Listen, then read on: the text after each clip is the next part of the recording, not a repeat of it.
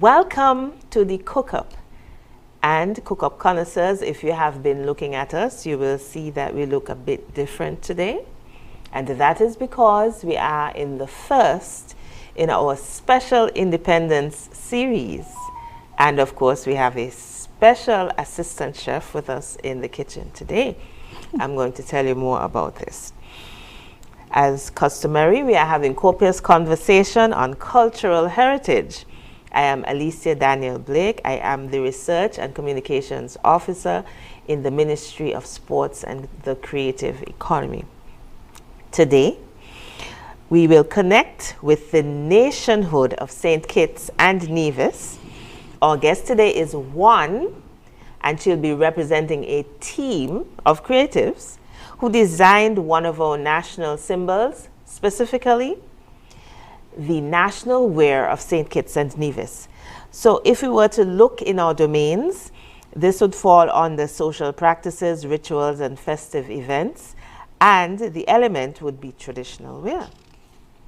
Now, CookUp connoisseurs, if you message us and tell us all 5 of the ICH elements, we will give you a big shout out at the end of this show. Facebook, you can connect with us at ICH SKN or SKN ICH, on YouTube at St. Kitts Culture, and on X, or formerly Twitter, it would be St. Kitts Culture as well. Now, assisting me today is Dr. Joylette Woodley-Fassale, and she will be telling us all about the national wear of St. Kitts and Nevis. Welcome, Dr. Woodley. Maybe you can begin by telling us the team, the names of the team that produced or designed our national wear. Okay, good morning to TV Land and all the persons who are viewing this session. And I want to thank the CookUp for having me here this morning. It is indeed a pleasure to be here with you, Mrs. Blake. The members of the team, of course, includes myself, my sister, Grace Woodley, my cousin, Vaughn Woodley, and a very dear friend of ours, Mr. Dwayne Weeks. And all of us, I have to let you know, we all hail from Sandy Point. So that is something very important for me to get inside there. Once we start out, we are all Sandy Pointers. Hub, hub. Okay. Alrighty. Okay, so before going any further, well, you were complete? Yes. Okay, before going any further, we'll look at this short video clip of Jacinth Henry Martin, and she happened to be the Director of Culture at that point in time, and she was the Minister responsible for Information, Culture, Youth and Sport, and she gave a list of criteria that it was important to have in the national wear, because there was an actual competition. CookUp connoisseurs, let's look at this clip. National dress helps us, first of all, in the research to decide what the national dress will be, to investigate our own selves, our history, our culture, our heritage, our people, things that we are known for. And in that investigation, we would want to put together a series of aspects, if you will, of who we are, that can come together in formulating a national dress. The process itself is one that is educational. To the extent that it was a competition, it provided all of the persons who participated an opportunity to inquire about who are we really as a people. What can we put together in such a way that it creates a national dress? Aspects of our reality, past and present.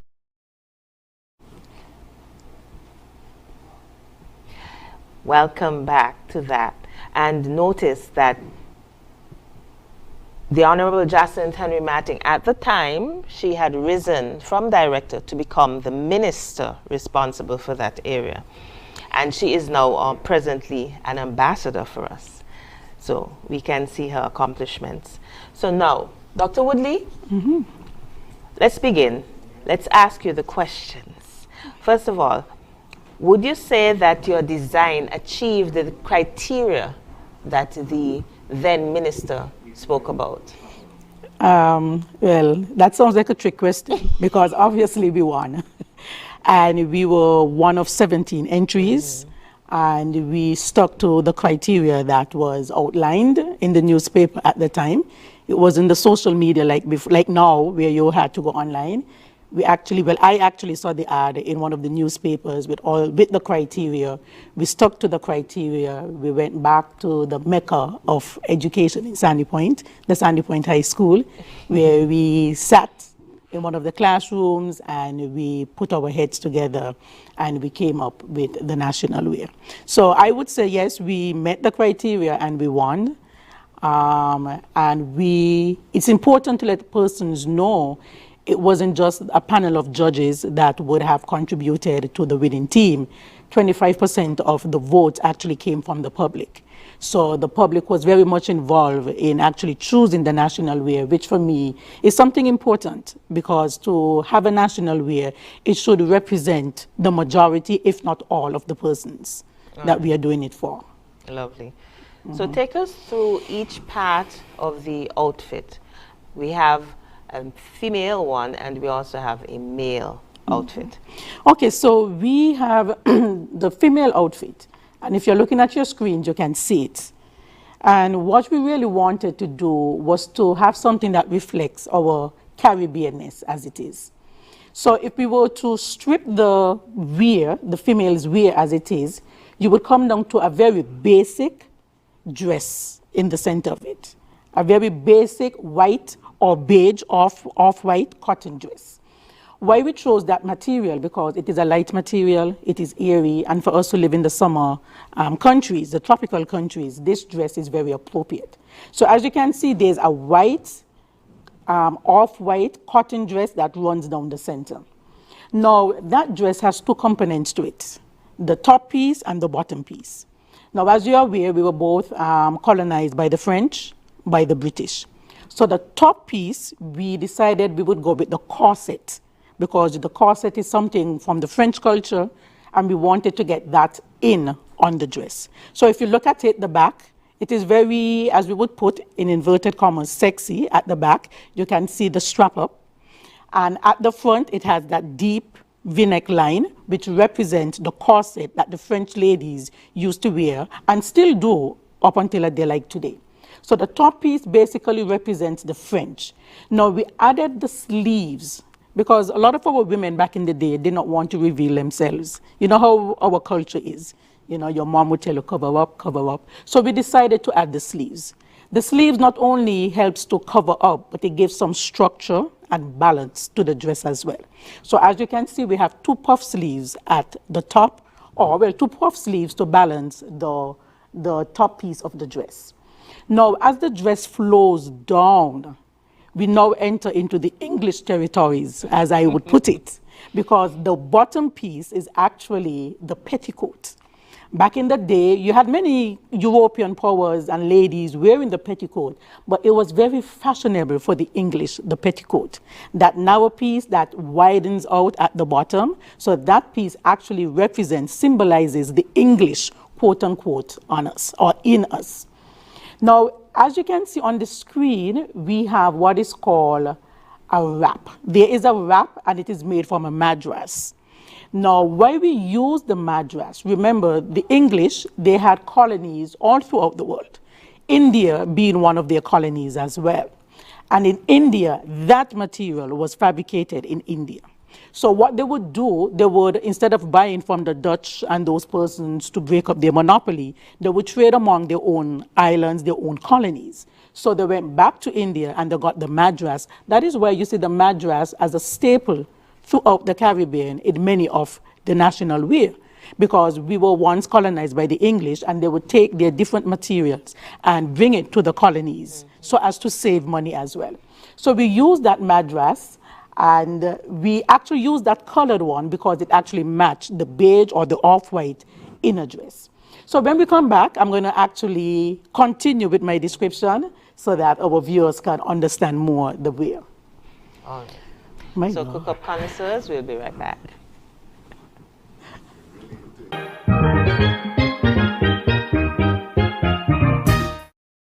It's time that we realize that we must work together to thrive. As we know it, the sky and below it. Could I never have more wonder? Yeah, with life and all you see and the climate's changing. But hope is remaining. And we can't ignore the future. It depends on you and me. One chance, all that we got. One voice, together we stand. Take care, the world where we live. Permite a todos vivir. Tomamos la oportunidad para guardar la humanidad. And I must leave no one behind because we are one climate, one Caribbean. One climate, one Caribbean.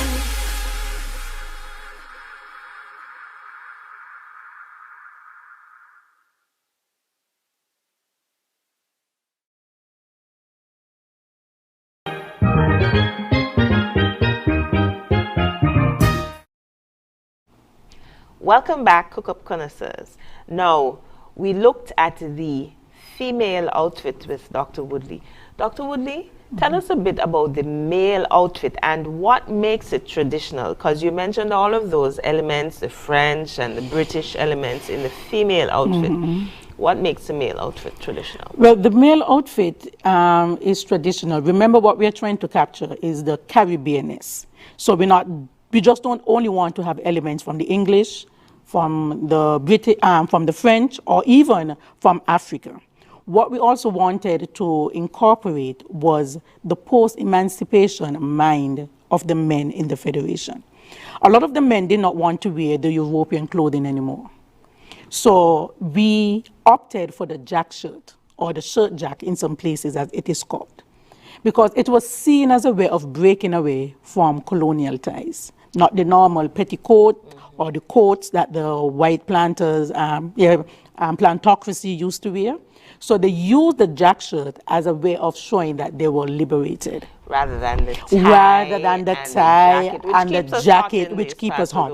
And this shirt, which is called the jack shirt, and it is throughout the Caribbean as well. In Cuba, where I studied, we have what is called the guayabera. And it's similar, it has similar elements to it. And what it shows that although we were on different islands, we were experiencing the same thing. We wanted the same thing, which was freedom. We wanted to cut our ties, especially with our oppressors. So the jack shirt, I can recall my father, this is what he lived in. And many of the men from around his time wore the jack shirt, and they wore it with pride. That is why we thought that it had to be part of our national wear for the men. And of course, we lined it with the madras in keeping with, the English heritage. And it actually, and when I want persons who are going to make it fitted so it looks well. Because our men back in the day, they were stylish people. They dressed well. Yes, they did. They dressed well. So the shirt has to be fitted nicely. You have to put the madras where it should be, around the neck and on the pockets. The normal jack shirt would have 4 pockets, but we did not take all of the elements because we're trying to make it our thing, our Kittitian thing. And as you can see, we have the hat. The hat symbolizes our men who are always in the cane fields, and it was used, to protect themselves. However, as black people, we always turn limes into lemonade. We use that hat that we use to protect ourselves, and we made it a fashion statement as well. So on Saturdays or, on any special occasions, you will see men in the community with their hats, and that is why we decided to incorporate that as well. Now, a very important part of the national wear for the men is the pant. The pant was made, or should be made, from crocus. All right. I realized Not the khaki. The original thought process was the crocus, because on the plantation where you had the crocus bag being thrown about after it was used, they decided they were so creative and resilient that they used this cheap and durable material to make themselves clothing. And that's why we wanted to get the crocus into that part of the national wear for the men. So it's actually the crocus material and not the khaki. It's understandable we're in a hot place, and that is why the khaki was substituted. But I do believe we can find a cloth that resembles the crocus so that we can use to get a better representation of the national wear for men. So that's a challenge for you out there who would like to represent the Federation of St. Kitts and Nevis in our national wear. Let's see. Now, in terms of you, Dr. Woodley, we know you're a very busy person. You took the time here. You have a medical practice. We see you on the medical show. Yeah, Healthwise. Healthwise on ZIZ. You address different organizations, and you have a family. Now, they usually say, when you would like something done, give it to a busy person to do. So tell us what is happening to you in terms of maybe even socially at the point in time when the national wear was designed. Were you that busy at the time? Well, I was actually in school. I was at university. So yes, you were still busy. So I was busy, and I was actually home during the vacation when I saw the ad. And what was interesting, as I would have mentioned some time back about that year, 2003, it was a year of national pride. Kim Collins had just won, the 100 meters dash. Everybody wanted to be a Kittitian. National pride was at its highest. And then I saw this ad. And why this ad struck a chord with me is because at school, when we would have had like cultural events, all the other countries would show up in their garbs, in their national wear. And we would show up with a shirt with a flag on it. And it saddened me because I know we are a proud people. So why is it that was 2003, we didn't have anything? I came home and I inquired and I got the answer that we don't have anything. And it still further saddened me, and every year I would go back to school and I thought this should not be. So when I saw the ad, I put my hand up and said, okay, let's go. And you incorporated your and then I and your incorporated, friends. because for me, a national wear, you have to get the unique perspectives from everybody. A national wear just cannot be from me, because I see things differently to how you would see things. And the ad also encouraged that we do it as a group instead of a singular person, because they understand what a national wear should be like. All right. So do you still have a creative outlet today among all that busyness that I mentioned before? Do I have a creative outlet? And that is the problem. I'm trying to slow down so I can get my creative juices back Flowing, yes. and flowing. And who knows, I may do something else as important as this again. All right, we look forward to that. And she said it here first. Last year was the 40th anniversary of independence, and the designers of the different symbols were given honors, and you and your team were also awarded because of that. So how does that make you feel, knowing that you contributed not just to are contributing to national development for the work that you're currently doing, but that you would have done so previously specifically in something that basically is going down in the hallmarks of history? How did you feel receiving that acknowledgement?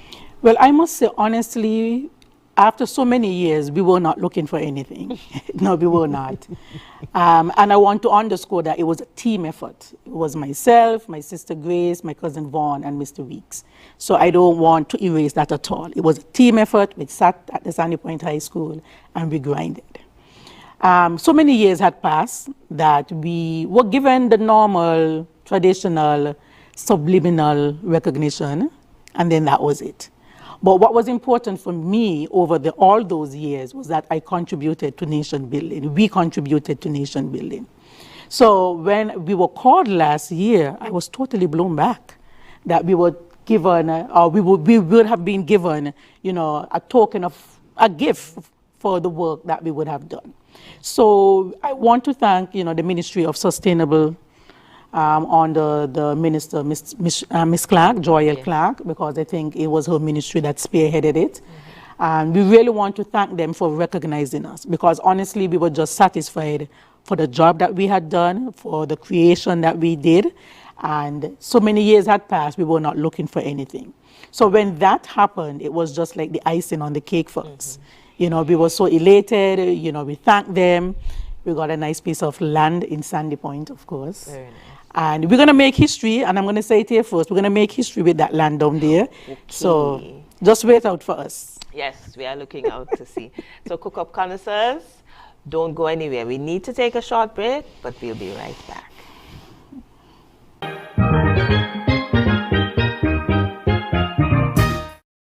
Healthwise on ZIZ TV, Mondays at 8:30 p.m.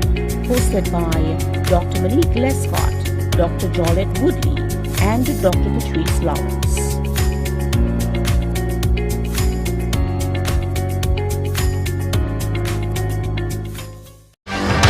That's what I'm talking about. Wait! Okay, now, from the beginning. Hit it, boys. Welcome to the St. Kitts Craft House. This is where life begins, and what we create will leave you speechless. We train, we create, we promote, and we maintain the highest standards. Experience life for yourself. The premier craft and production facility in St. Kitts and Nevis. I hope you're ready for what's coming now. I'm the one on the lady that will bring it down.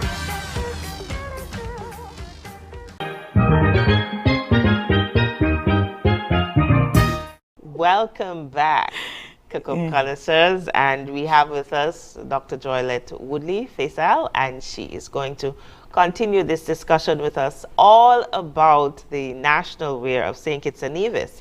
However, we are going to stem over into something that is taking place in St. Kitts and Nevis that has to do with creatives. In fact, it's called the Creative Power Arts Convention, currently taking place at Marriott, and some of the fringe activities are at the Royal St. Kitts, and there is going to be a Creative Power Arts Gala and Awards ceremony where you can dress in costume. Dr. Woodley, considering that you designed a creative wear, if you were to attend, now I'm not saying she's coming, but if you were to attend this gala, what do you think you would wear? I guess the normal answer would be the national wear. But I do believe that the national wear should be worn to activities that are of national importance. Activities where St. Kitts is being showcased, because it is a symbol of St. Kitts. So I would not advocate that the dress be worn for any activity. Once St. Kitts is being showcased, then of course, I would advocate that the national dress be worn. However, persons can take certain elements from the dress and, add it to their attire and go to that particular event. Because being a Kittitian and a vision, especially when you are going to be an ambassador, it has to be done correctly. It has to be done correctly. And so that is why I don't really advocate that persons either alter the dress either. I don't advocate that. And if you are going to wear it, you wear it the way it should be worn. No alterations at all. And if you're going to take elements from it, then, it's perfectly okay. All right, so there's a little technical question that I have to follow up that. The original sash on the shirt, on the skirt of the dress, it was more open and it flowed down. Now I see the sash being tied around the waist. So it actually supposed to have a loop, as it is seen in the original drawings. In fact, I actually have the newspaper clippings. No, I am like that. I have the newspaper clippings where we sent in the original drawings. So the madras is actually a loop. It loops around. And why was that? Because the women of the day, they carried the soda to fertilize the cane, the sugar cane plant, and that was held in that. Yes, so that is why it had that actual, shape like that, because the soda was inside there. Actually, the gravity was pulling down on it. So that is why it has that shape, and that is what we wanted to capture in the wear.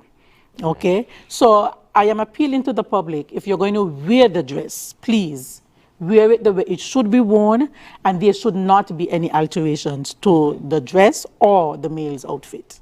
Right. So those persons who are not aware, the soda is a kind of a powdery, white powdery substance that they would put in that same pouch Dr. Woodley is talking about. They would take their hand, take out some, and sprinkle it along the cane fields.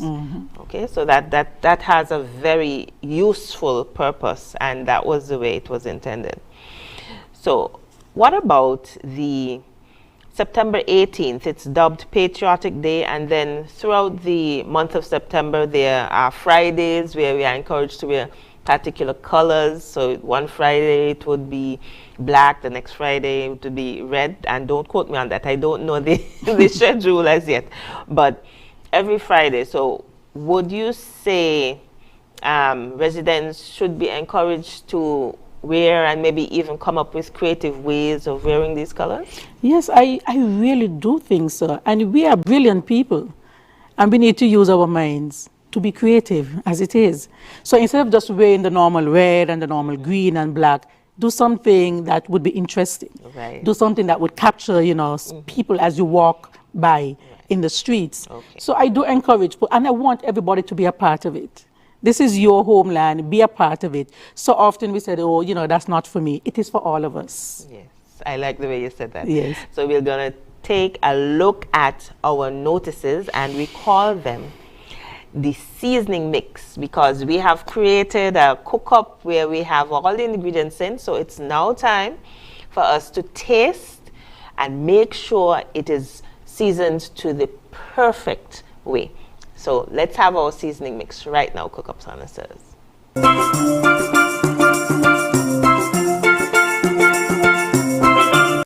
All hot. So now our pot has in the ingredients, it's bubbling. So let's first look at the Creative Power Arts Convention currently taking place at Marriott and at the Royal St. Kitts. There'll be literal training for creatives or even persons aspiring to be creatives. There's a business and music section, anything from touring to concerts, artistic management, development. There's acting courses being given by Sandra Oakley.